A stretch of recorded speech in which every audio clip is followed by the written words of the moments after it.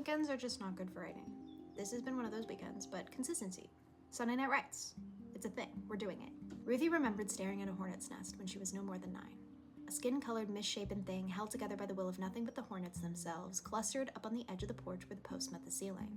The thing wasn't huge, but it was in her little eyes. The hornets swarmed it, bristling in the heat of the churchland summer, brutal and rotting. The only real thing she had to compare it to were the gnats that gathered in clusters outside the church campus and the image she had made up in her head of what the cloud, that awful satellite, must look like hanging between the stars. Ruthie was maybe 9, and she wanted in that door so bad.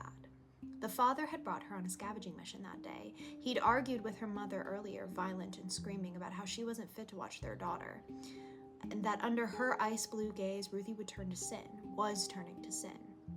Ruthie knew better than to ask, but she still didn't quite know what sin was. She was steps away from the others, poking in and out of old homes in the long-abandoned town. Wouldn't it have been a wonder, she thought, to have been born just a bit earlier in one of these old suburban homes, to have dinner on the table at 6 p.m. and go to the movies and take drives just to drive? It would have been better, she decided, staring at the nest. She would have been better, and her father and her mother and her church family. She tried to time it, to see some pattern in between the swooping stingers, some break in the assault of the broken, chipping white wood porch.